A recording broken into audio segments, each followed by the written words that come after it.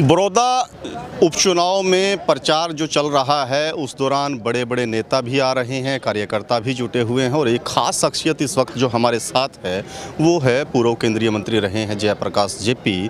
उनसे चर्चा करेंगे चुनाव को लेकर के और वर्तमान हालात को लेकर के। स्वागत है सर आपका। धन्यवाद जी। तो किस तरीके से देखते हैं इस पूरे के पूरे चुनाव को? कांग्रेस का जो एक कैंडिडेट है उसको लगातार जो सत्तारूढ़ पार्टी है या फिर अन्य जो दल हैं उनके बड़े नेता हैं डम्मी बताते हैं। देखिए, मैं उन नेताओं को एक बात कहना चाहता हूँ, साधारण परिवार में पैदा होना राजनीति करना कोई भी साफ है?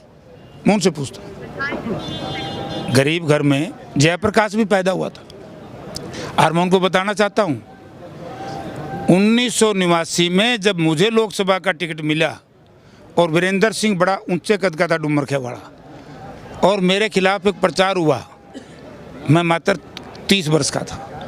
फिर जेपी कुकर जीतेगा, वीरेंद्र सिंह तो बहुत बड़ा नेता है, ला ला ला ला करके लोगों ने बोला जेपी ठीक बचा देगा, ये तो न्यू हैंडे जाओ तो करो बीजेपी में।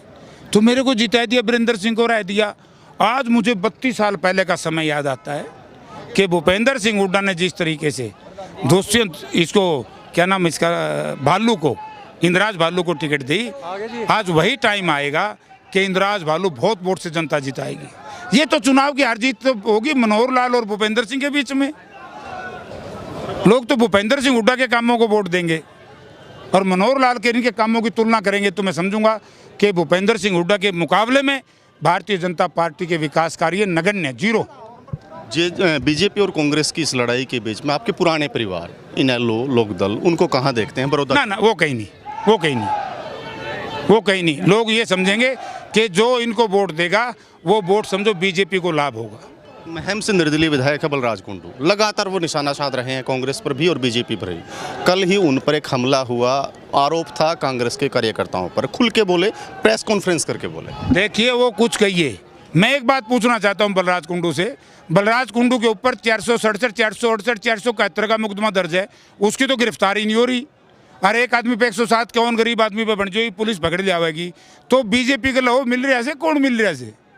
बीजेपी के लिए काम कर रहे हैं बलराज कुंडू। उन्होंने तो इतना भी आरोप लगाया है कि मेरे पास जानकारी है भालू जो है इंद्राज भालू, उसका नामांकन ही आधा अधूरा था, रिजेक्ट करवाना चाहती थी कांग्रेस।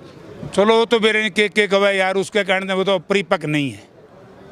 कोई कहावत बोला बिल्ली का भागे छिक्का टूट गया भाई।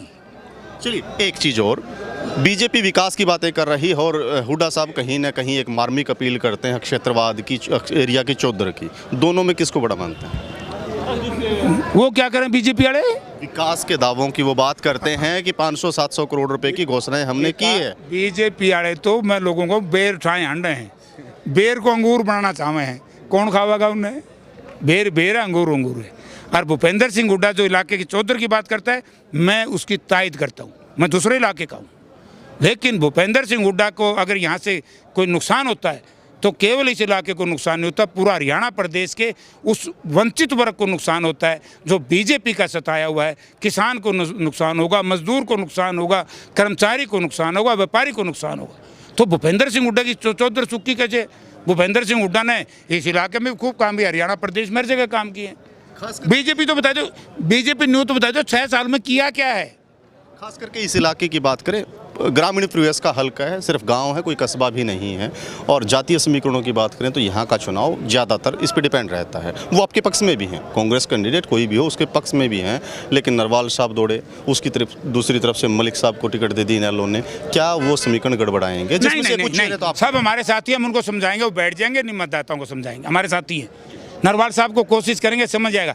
इलाके की तरक्की के लिए, इलाके की बहबूदी के लिए, हरियाणा प्रदेश के विकास के लिए, नौजवानों के रोजगार के लिए डॉक्टर कपूर नरवाल को विचार करेंगे।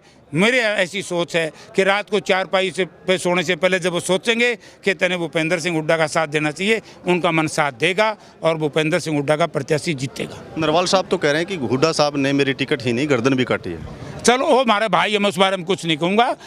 कई बार भाई से कर भाई गर्दन काट दे तो उस तो बढ़िया की बात है। इलाका बचाना है, जयप्रकाश की गर्दन चली जाए, अगर इलाका बच जाए तो मुझे कोई तकलीफ नहीं है। एक कहावत है, अपना मारा छा में गेड़ है, इनका जो दूसरे के कहने तो क्या नहीं गड़बड़ तो मारे जावांगे। इसी वजह से ही कि जयप्रकाश की भी टिकट कटी थी, लेकिन जयप्रकाश आज यहीं खड़े हैं।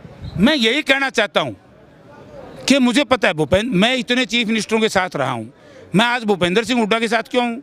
क्योंकि इसमें इंसानियत है, इसमें गैरत है, ये विजन है, इसका IQ है, विकासशील है, ये नया भारत का कर्मशील नेता है। बहुत बहुत शुक्रिया आपका। तो ये थे जयप्रकाश उर्फ JP, और इन्होंने बड़े ख़ास तरीके से बताया है, बेबाकी के लिए जाने जाते हैं, और इनका कहना है कि कपूर सिंह नरवाल हो या फिर कहीं ना कहीं कुछ ऐसे और नेता जो चुनाव लड़ रहे हैं और इनका खामियाजा कांग्रेस प्रत्याशी को भुगतना पड़ सकता है, उनको मनाने की पूरी कोशिश करेंगे, और वो कहीं ना कहीं अपील करते हुए भी दिखे कि वो प्रत्याशी वापसी आकर के भूपेंद्र सिंह हुड्डा और कांग्रेस में आस्था दिखाने का काम करें। वीडियो जर्नलिस्ट किस्मत राणा के साथ मैं रुद्रा राजेश कुंडू, गोहाना।